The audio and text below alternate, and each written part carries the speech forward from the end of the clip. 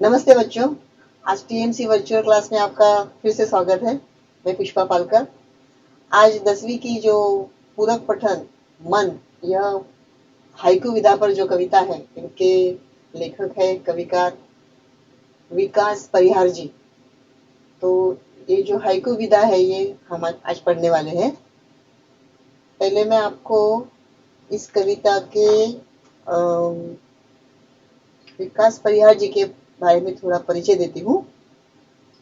इनका जन्म हुआ है 1983 में गुना गांव में, और मध्य प्रदेश में है ये। इनका परिचय विकास परिहार जी ने 2000 से 2006 तक भारतीय वायुसेना की अपनी सेवाएं दी, वहां पर भी काम करते थे। फिर उन्होंने पत्रकारिता के क्षेत्र में उतरने के बाद रेडियो से वे जुड़े।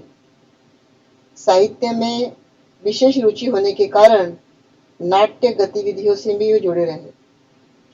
ये जो हाइकू विधा है, उन्होंने जो मन कविता लिखी है, यह जापान की लोकप्रिय काव्य कविता है। हाइकू विश्व की सबसे छोटी कविता कही जाती है। 5वें दशक से हिंदी साहित्य ने हाइकू को खुले मन से स्वीकार किया है।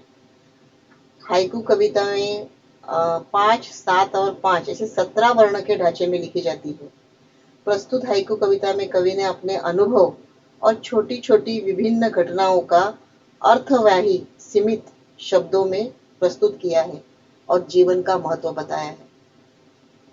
इस कविता में जैसे हाइकू क्या है, हाइकू क्या है, इसे कैसे लिखते हैं।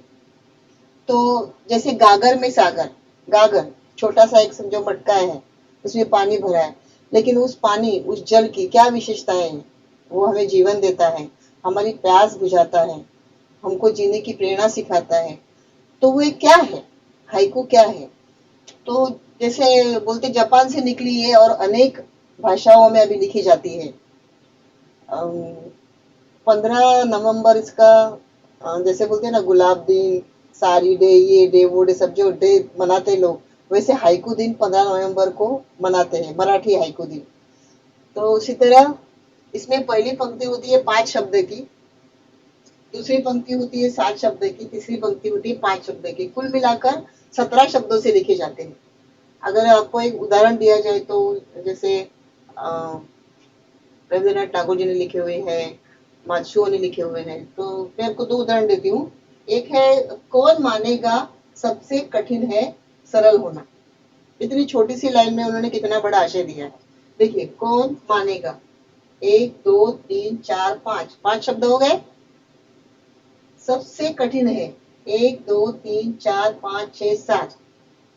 आगे सरल होना 1 2 3 4 5, मतलब पहली पंक्ति में 5 शब्द, दूसरे में 7 शब्द और तीसरे में 5 शब्द।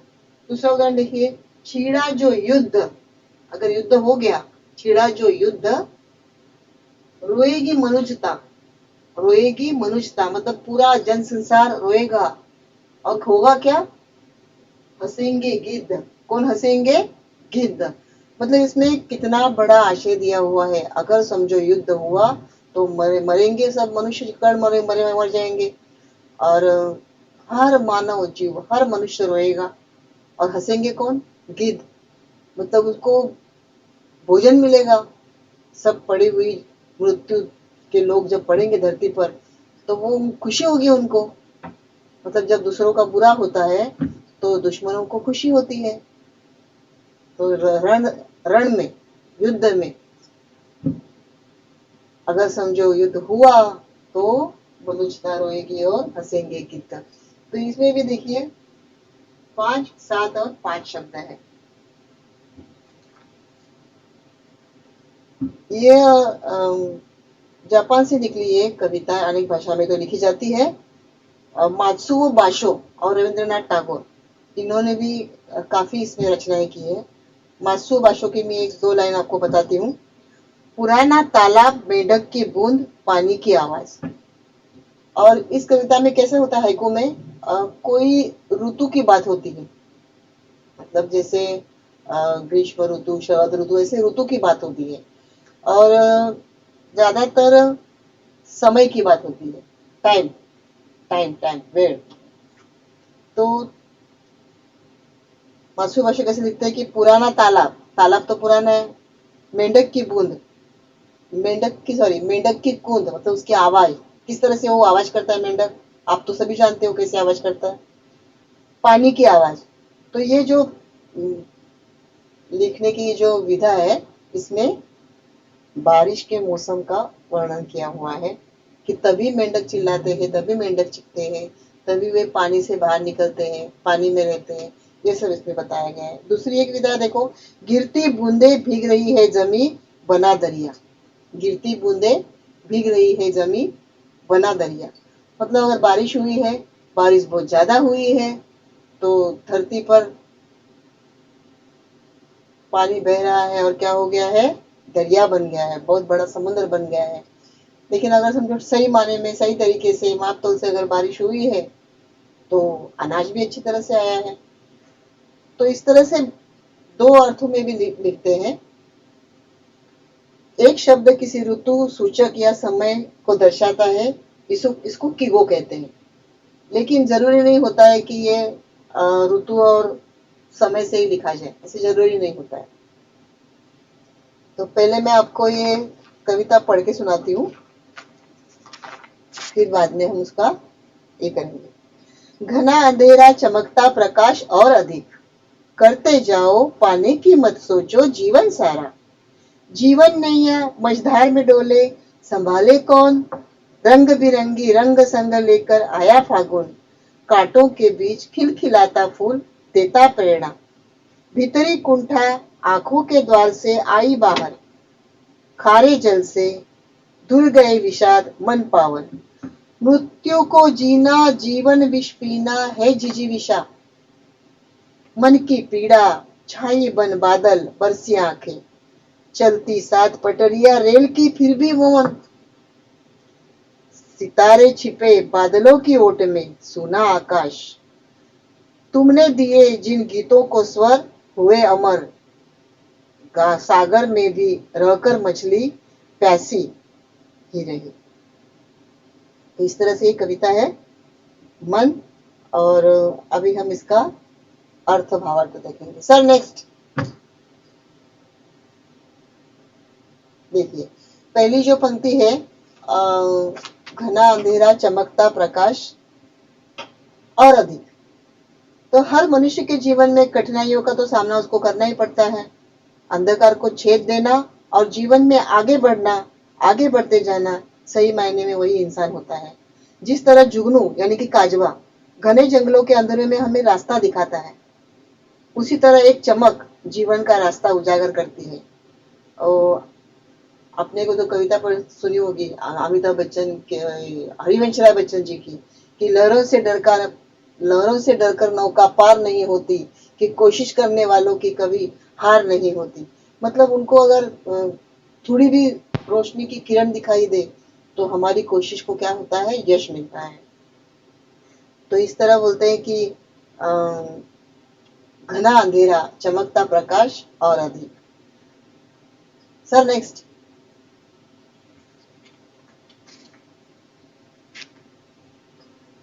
करते जाओ पाने की मत सोचो जीवन सारा। मतलब हमने अपने जीवन में पूरी तरह क्या करना चाहिए, काम ही करते रहना चाहिए, फल की आशा नहीं करनी चाहिए। क्यों नहीं फल की आशा करनी चाहिए, क्योंकि ऊपर वाला सब देखते रहता है और हमारे काम की वहां पर नोंद होती रहती है कि हम क्या कर रहे हैं, कैसे कर रहे हैं, क्यों कर रहे हैं। तो कहते हैं ना, कर्मण्येवाधिकार रस्ते मां फलेषु कदाचन, उस तरह। तो लेखक कहते हैं कि मानव ने केवल क्रियाकलाप करते नहीं करना चाहिए, केवल कार्य करते रहना चाहिए, फल की अपेक्षा नहीं करनी चाहिए। अगर आप काम करोगे, कष्ट करोगे, मेहनत करोगे, तो जीवन में आगे बढ़ोगे, बढ़ोगे ही बढ़ोगे। कहते हैं ना, लिखो पढ़ोगे तो आगे बढ़ोगे, माता पिता का नाम आगे करोगे, उस तरह से। जैसे बोलते हैं कि तुम बेसहारा हो तो किसी का सहारा बनो, तुम्हें अपने आप सहारा मिल जाएगा। जैसे समझो अगर कोई बेसहारा है तो उसका आप सहारा बन लो। तो अगर उसको आप सहारा बने, ये भी तो एक अच्छा कर्म है, एक भी अच्छा काम है। तो अगर आपने उसको सहारा दिया, उसका साथ दिया, तो जीवन में आपको और क्या करने की जरूरत है, आपको अपने आप सहारा मिल जाएगा। सर नेक्स्ट, जीवन नैया मझधार में डोले संभाले कौन। जीवन नैया मझधार में डोले संभाले कौन। ये दुनिया बहुत बड़ा समुंदर है। ये दुनिया बहुत बड़ा समंदर है। जिस तरह समुंदर में तूफान आते हैं, लहरें एक दूसरे से टकराती है, चट्टानें तोड़ देती है, फिर भी इंसान के जीवन में भी अनेक तूफान, अनेक बवंडर, अनेक भूचाल आते हैं। तब ऐसे तूफान से, दुखों से भागना नहीं चाहिए। अपनी जीवन की बागडोर खुद संभालनी चाहिए। अपने व्यक्तित्व को ऐसा बनाना चाहिए कि अपनी तरफ देखकर दूसरा सामने वाला व्यक्ति अपने से जीवन जीने की उसने प्रेरणा लेनी चाहिए। इस तरह से अपना जीवन बनाना चाहिए। अभी जीवन नैया मझधार में डोले संभाले कौन। कौन संभालेगा? हमारी बागडोर, हमारे जीवन की नैया हमको क्या करनी है? खुद को ही संभालनी है।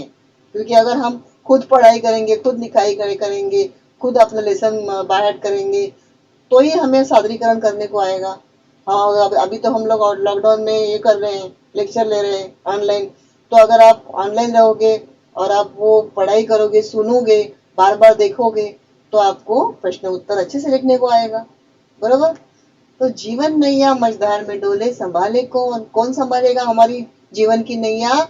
हमको खुद ने संभालनी है। जैसे बोलते हैं ना कि हरिवंश जी का एक दूसरा एक वाक्य है कि डुबकिया सिंधु में गोताखोर लगाता है। डुबकिया सिंधु में मतलब समंदर में गोताखोर लगाता है, आ जाकर खाली हाथ लौट कर आता है।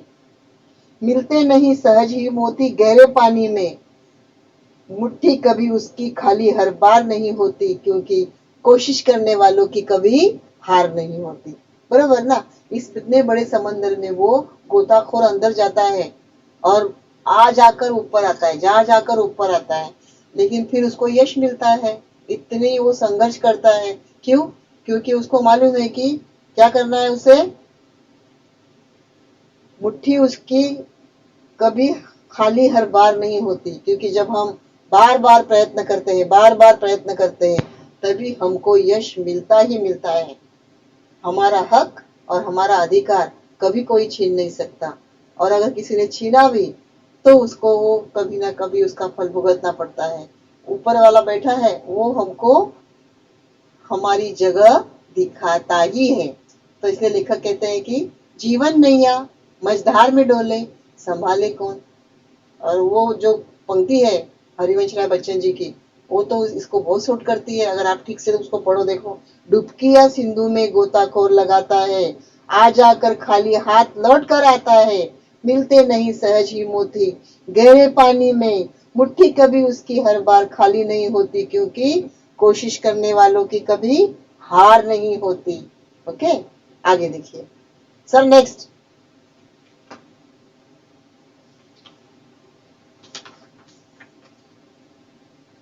रंग बिरंगे रंग संग लेकर आया फागुन। रंग बिरंग, रंग बिरंग कब होता है? ये शरद ऋतु में होते हैं ना, जब उसमें क्या बोलते हैं, फूल खिलते हैं, उसके अलग अलग छटाएं होती है।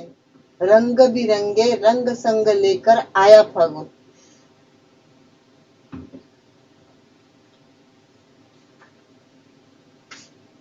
परिवर्तन, जैसे बोलते कि परिवर्तन संसार का नियम है। प्रकृति में हमेशा बदलाव आते हैं। प्रकृति संसार का नियम है। फागुन, फागुन यानी कि फाल्गुन, मार्च महीना। जैसे वृंदावन, काशी में, मथुरा में ये जो होली वगैरह खेली जाती है, तो वो होली 4 दिन की खेली जाती है। हर तरह गुलाल गुलाल गुलाल उधड़ जाते हैं। अच्छी अच्छी मिठाई बांटी जाती है, त्योहार मनाया जाता है। और हमारे मुंबई में हम लोग सिर्फ एक ही दिन होली बनाते हैं। एक दिन पहले जलाते हैं, दूसरे दिन सबको रंग पोत देते हैं, हमारी होली हो गई। ऐसे नहीं है। तो लेखक कहते हैं कि रंग बिरंगे रंग संग लेकर आया फागुन। क्या लेकर आया वो? रंग संग लेकर।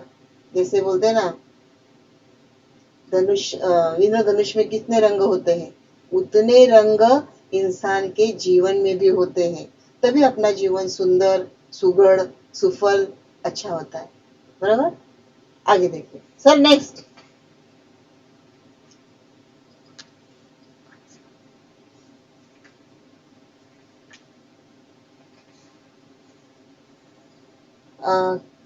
कांटों के बीच खिलखिलाता फूल देता प्रेरणा। देखिए, ये मुझे इनकी जो पंक्ति है विकास परिहार जी की, मुझे ये पंक्ति बहुत पसंद है। उन्होंने कहा है कि कांटों के बीच खिलखिलाता फूल देता प्रेरणा। क्या प्रेरणा देता है हमको वो? क्या संदेश देता है कि वो जब खिलता है तो ये बोलता है क्या कि अरे इतने कांटे हैं, मैं कैसे खिलूं, मुझे वो कांटे चुभेंगे, ऐसे नहीं बोलता। फिर भी वो खिलता है, उसके उसको ये नहीं मालूम रहता है कि जब सुबह होगी तब वो कहाँ जाएगा, कि मंदिर में जाएगा, किसी के दरवाजे में जाएगा, किसी की फोटो पर चढ़ेगा, या किसी स्मशान भूमि में जाएगा, ये उसको कुछ मालूम नहीं है। फिर भी वो क्या करता है? खिलता है, फूलता है और हमें जीवन जीने की प्रेरणा देता है। तो इसी तरह हमारा जीवन संघर्ष से भरा भरा हुआ है, हर किसी का। छोटे बच्चे हैं तो हम लोग पढ़ाई के संघर्ष है, बड़े हुए तो हमारे नौकरी का संघर्ष है, उससे बड़े हुए हमें शादी का संघर्ष है, उससे बड़े हुए तो हमको कोई भौमितिक रचनाएं करनी है, घर बंगला लेना है। हर किसी को कोई ना कोई संघर्ष होता है। किसी को बीमारी की पीड़ा है, किसी को क्या है, किसी को कर्ज की ये है, संघर्ष है। हर किसी न किसी को कोई ना कोई कष्ट होता ही है। ऐसा इस दुनिया में कोई इंसान नहीं है कि जिसको दुख नहीं है।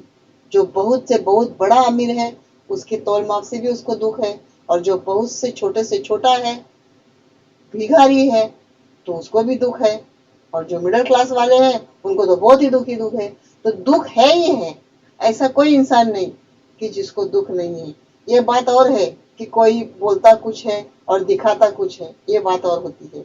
लेकिन दुख, संघर्ष ये सबके जीवन में होता है।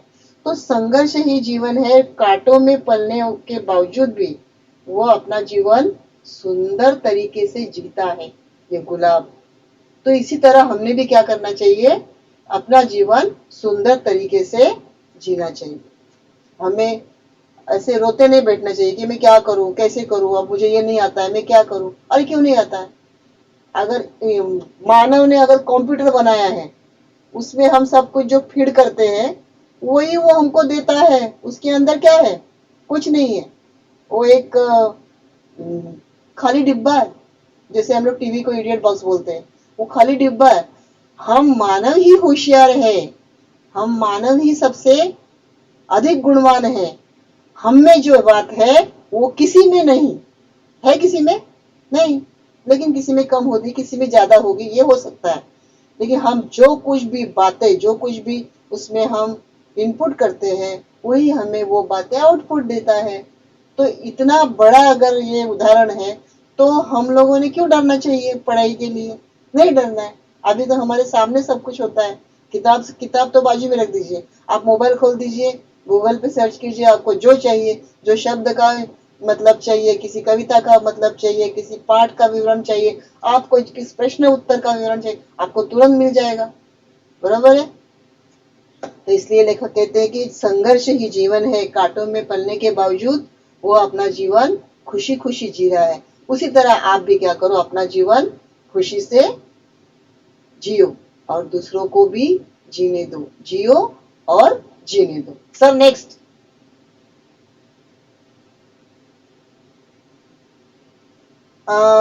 भीतरी कुंठा आंखों के द्वार से बाहर आई। भीतरी कुंठा आंखों के द्वार से बाहर आई। हंसना और रोना ये जीवन के दो पहलू है। बराबर? हंसना और रोना ये जीवन के दो पहलू है।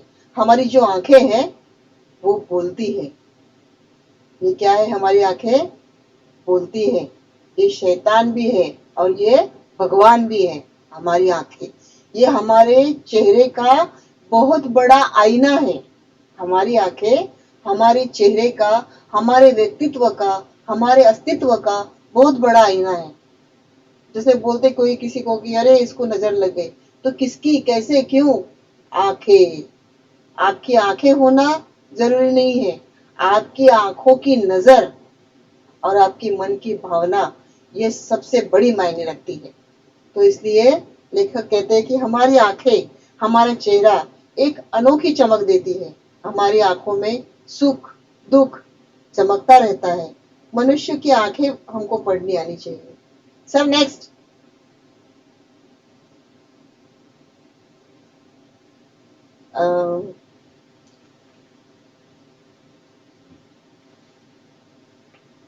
देखिए, खारे जल से धुल गए विषाद मन पावन। खारे जल से धुल गए विषाद मन पावन। खारे जल यानी कि हमारे अश्रु, आंसू, और दूसरा अर्थ है समंदर। समंदर भी एक ऐसी किमया है समंदर की कि उसमें कितना भी आप जाके कचरा फेंक के आओ, देखो वो कचरा अपने शरीर में लेता नहीं है। वो अमावस्या या पूर्णिमा के दिन या शाम के समय, मतलब जब सूर्यास्त हो जाता है, तब वो समुद्र का पूरा कचरा उसके किनारे पर आके फेंक देता है। इस तरह हमने भी हमारे जीवन में जो कुछ भी गंदगी है, जो कुछ भी अच्छी बात नहीं है, उसे फेंकना ही फेंकना है। खारे जल से धुल गए विषाद। विषाद देने के जो हमारे मन की कोई अभिलाषा है, कोई इच्छा है, और जब वो पूर्ण नहीं होती है तो हमें बहुत दुख होता है। और तब हमें जब दुख होता है तो भगवान ने हमें एक इतनी बड़ी शक्ति दी है अश्रु की, कि जब हम रोते हैं हमारे आंख से अश्रु टपकते हैं, और वो जब अश्रु निकलते हैं तब हमारा मन क्या होता है, हमारा मन हल्का होता है। और जब मन हल्का होता है तब हमें जीवन की नई प्रेरणा मिलती है। तो लेखक कहते हैं कि खारे जल से धुल गए विषाद मन पावन, और हमारा मन पावन हो जाता है कि हम दूसरी बात के लिए, दूसरी विषय के लिए हम तैयार हो जाते हैं कि अभी नहीं, अभी हमको जीना है, अभी हमको कुछ करना है, हमको कुछ कर दिखाना है, इस तरह से। Sir next.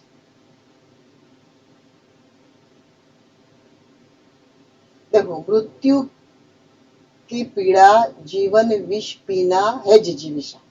ओके, अब ये मृत्यु की पीड़ा क्या है, आप क्या बोलोगे मृत्यु की पीड़ा को? मृत्यु की पीड़ा जीवन विष पीना है जिजीविषा। जिजीविषा यानी कि इच्छा, मानव की इच्छा। हम अपना जीवन तो जीते ही हैं, लेकिन ये जो जीवन का सत्य है, क्या सत्य है जीवन का? मृत्यु। हर किसी को तो मरना है। कोई बीमारी से मरता है, तो कोई एक्सीडेंट से मरता है, तो कोई पूर्णवश जीवन जी के मरता है। लेकिन अगर हमको मरना है तो क्या हम लोग कैसा भी जीवन जिएंगे? ना, नहीं, हम कैसा भी जीवन नहीं जिएंगे। तो हमें क्या करना चाहिए? क्या करना चाहिए हमें? मनुष्य जीवन जहर से भरा हुआ है। हमारा पूर्ण जीवन कैसा है? जहर से भरा हुआ है। जीवन को बेहतर बनाने के लिए हमें परिस्थिति से सामना करना है। क्या करना है? हमें परिस्थिति से सामना करना है। कि कौन सी परिस्थिति है, उससे हमें डरना नहीं है, उसमें से हमें मार्ग निकालना है कि क्या करना चाहिए। जैसे मान लो कि अगर आपको कोई विषय कठिन है, कोई भी विषय, मराठी हो, गणित हो, इंग्लिश हो, हिंदी हो, विज्ञान हो, समाजशास्त्र हो, कोई भी आपका विषय आपको कठिन लग रहा है, तो उस विषय का, उस चैप्टर का, जैसे गणित है, एक गणित को आप 5-5 बार लिखो, उसकी विधा देखो 5-5 बार, और फिर किताब बंद करके उसको फिर लिखने की कोशिश करो। इस तरह से आप हर एक पॉइंट का आप करते जाओ, देखो, फिर आपको वो अपने आप आ जाएगा। क्योंकि कहते हैं कि जब हम प्रैक्टिस करते हैं बार बार, तो हमें वो चीज आती ही आती है, और आनी ही चाहिए। तो लेखक कहते हैं कि मृत्यु को जीना जीवन विष पीना है जिजीविषा। जिजीविषा हमारी आंतरिक इच्छा। जीवन का अंतिम सत्य है मृत्यु, फिर भी हमें जीवन को जीना है। हमारे जीने का मकसद, हमारे जीने का मकसद मतलब इच्छा, प्रकट इच्छा, हमें घोर निराशे से बाहर निकालती है। क्या करती है? हमें घोर निराशे से बाहर निकालती है। जिंदगी भर तो हम कोई दुख लेकर नहीं बैठते हैं, और अगर हम जिंदगी भर कोई दुख लेकर बैठेंगे तो क्या होगा? बीमारी लग जाएगी, जैसे टीबी, कैंसर जैसी। खाना हजम नहीं होगा, और खाने नहीं खाएंगे तो हम और बीमार पड़ जाएंगे। तो कोई भी दुख, उसके साथ हमें नहीं रहना चाहिए, उस दुख को भुला देना चाहिए। जैसे बोलते हैं कि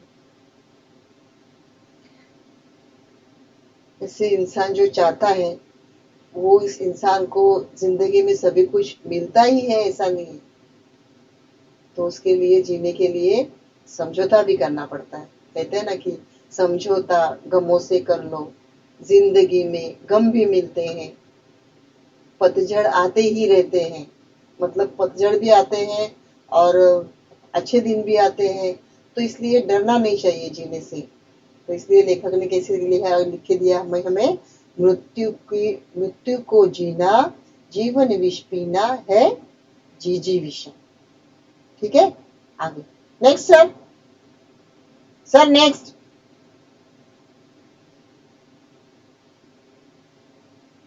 सर नेक्स्ट।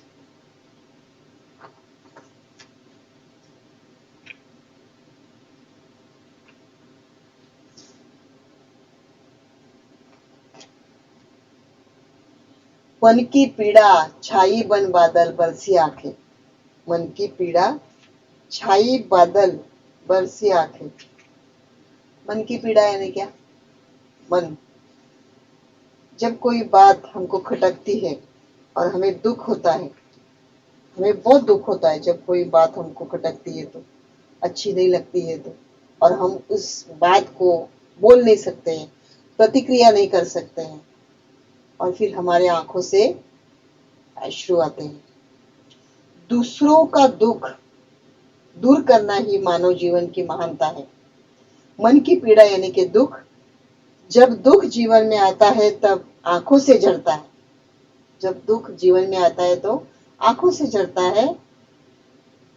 मानो आसमान में बादल घुमड़ कर जब जमीन पर बरस रहे हैं, पर बादल जब घुमड़ घुमड़ बरसते हैं तब हमारी धरती तो उपज देती है, अनाज देती है। ऐसे तो दो अर्थ भी होते हैं, अनाज देती है तो कभी कभी दरिया भी बहता है और भूचाल भी आ जाता है, ऐसे भी होता है। तो लेखक हमें क्या कहना चाहता है कि मन की पीड़ा छाई बन बादल, बादल यानी कि क्या? संघर्ष, और बरसी आंखें, हमारी आंखों से पानी बरसना। तो दूसरों का दुख दूर करना यही हमारे जीवन की विशेषता है। Sir next. चलती साथ पटरिया रेल की फिर भी मौन। आपने तो ये देखा होगा, कभी भी आप प्रवास करते हैं तो, बराबर। चलती साथ पटरिया रेल की, मतलब हमारे जीवन में सुख और दुख, ये दो विशेष बातें हैं, फिर भी हम अपना जीवन जी रहे हैं। हम हमेशा सुख नहीं जी सकते और हम हमेशा दुख नहीं जी सकते, लेकिन फिर भी हम जी रहे हैं। और ये रेल की पटरियां देखो, मौन है, लेकिन ये क्या करती है? एक दूसरे से बातें नहीं करती है, लेकिन इतने प्रवासियों को अपनी मंजिल तक पहुंचाती है, बराबर।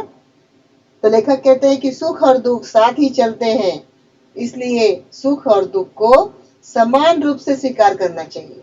क्या करना चाहिए? सुख और दुख को समान रूप से स्वीकार करना चाहिए। जैसे रेल की दो पटरियां सामने रहकर भी चुपचाप रहती है, मौन रहती है, आपस में कुछ नहीं बोलती है, और हमें हमारी मंजिल तक पहुंचाती है। देखो इस हाइकू में कैसा लिखा है, चलती साथ, चार साथ में चल रही है। चलती साथ कौन, क्या, कैसे? चलती साथ। फिर लिखा है पटरिया रेल की। पटरिया मतलब वो जो पटरी होती है वो। फिर भी मौन, अभी वो तो किसी से बोल ही नहीं सकती है, वैसे भी तो वो भौतिक चीज है, लेकिन लेखक बताते हैं कि फिर भी वो मौन है। तो इस हाइकू विधा से लेखक हमें ये कहना चाहते हैं कि सुख और दुख, ये जो दो विधा है हमारे जीवन की, जो प्रणाली है, ये जीवन की जो दो प्रणाली है, इनको हमें क्या करना चाहिए? दोनों को भी स्वीकार करना चाहिए। अगर थोड़ा सा दुख आ जाए तो हमें विचलित नहीं होना चाहिए, इस तरह से लेखक ने कहा है।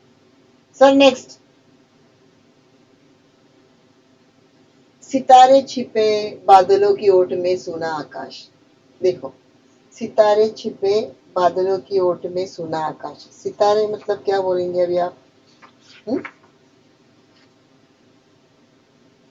सितारे छिपे, सितारे छिपे, आसमान की बात हो गई, बादलों की ओट में सुना आकाश। सितारे यानी कि खुशी, अपने जीवन को अपने जीवन ढंग से जीवन रूपी आकाश के हर सुख शांति के लिए दुख के बादल को दूर करना चाहिए और हमें ये कोशिश करनी चाहिए कि हम किस तरह खुश रह सकते हैं।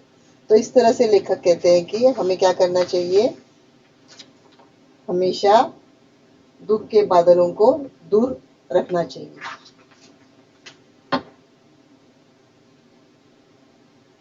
सितारे छिपे बादलों की ओट में अपने जीवन को जीवन रूपी आकाश में हमें खुश रहना चाहिए। जैसे बादल यानी कि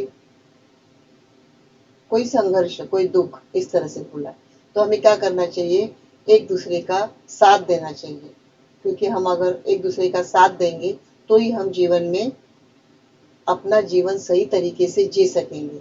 इसलिए लेखक ने कहा है कि सितारे छिपे आसमान में बादलों के ओट में सुना आकाश।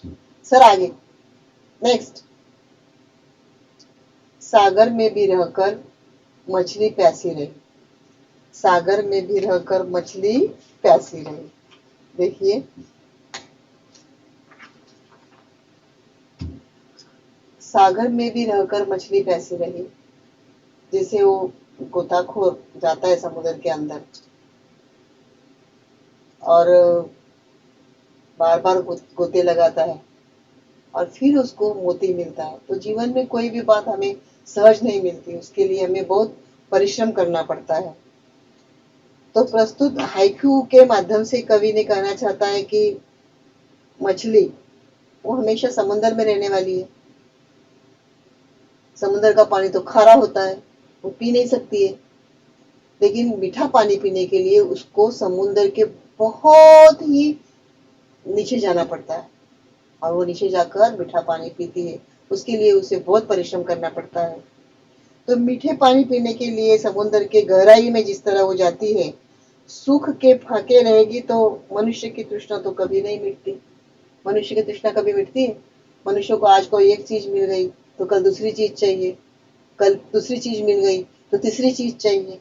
तो इस तरह से लेखक कहता है कि सागर में भी रहकर मछली प्यासी रही। सागर में क्या है, पानी है, कितना पानी है हमको भी गिन भी नहीं सकते, ना लीटर में, ना माप में, ना तोल में, ना मीटर में हम गिन सकते, नहीं गिन सकते। तो लेखक कहते हैं कि अगर मछली पानी में रहकर भी वो प्यासी ही रहती है, लेकिन वो मरती है नहीं, उसको मीठा पानी चाहिए तो वो क्या करती है, समुद्र के बहुत अंदर जाकर गहराई में जाकर वो पानी पीती है और अपना जीवन खुशी खुशी जीती है। तो इस तरह से हमने भी क्या करना चाहिए, तृष्णा तो हमारी, कोई प्यास तो मिटती नहीं है, लेकिन फिर भी हमको हमारा जीवन जीना पड़ता है और जीना ही चाहिए। Sir next, sir next.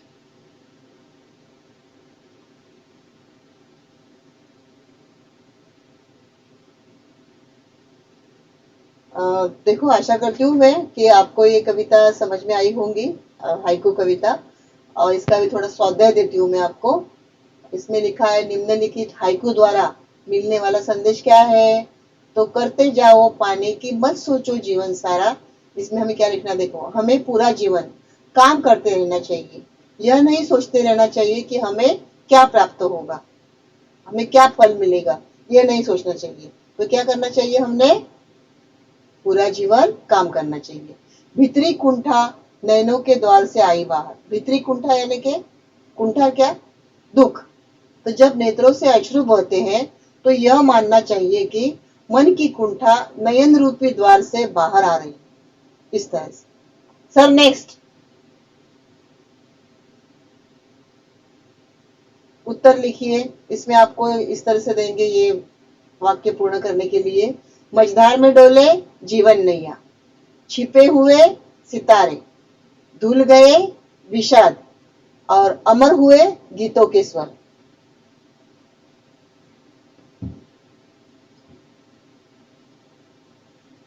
इसमें आपको ये उपयोजित लेखन के लिए पत्र आएगा, तो ये मैंने पत्र लिया है। देखिए सुनील दरेकर जी का जो वीडियो है उनमें से मैंने कुछ पिक्चर लिए थे उनके, मैं आभार प्रकट करना भूल गई, सॉरी।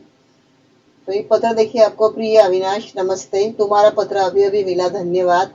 अंतर विद्यालय वक्तृत्व प्रतियोगिता में प्रथम स्थान पाने के लिए तुम्हारा बधाई पत्र मिला।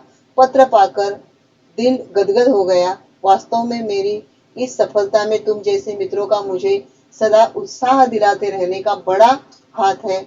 तुम तो जानते हैं मंच पर बोलने की मुझे कितनी झिझक होती थी, मतलब डर लगता था, पर तुम जैसे मित्रों ने और हमेशा मुझे कक्षा अध्यापक के निरंतर प्रोत्साहन के आज मुझे अंतर विद्यालय वक्तृत्व प्रतियोगिता में प्रथम स्थान प्राप्त करने का अवसर मिला है।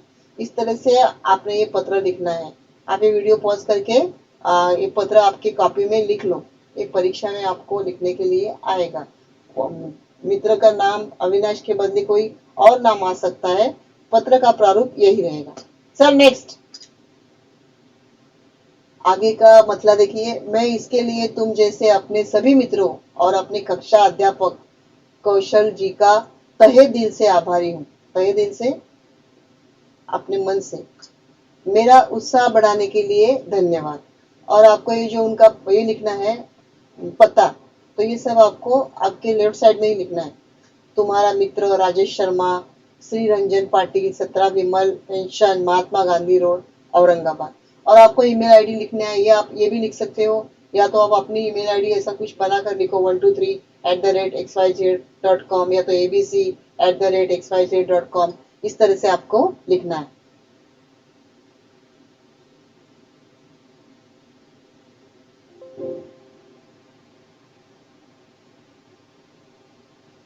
ठीक है, नमस्ते।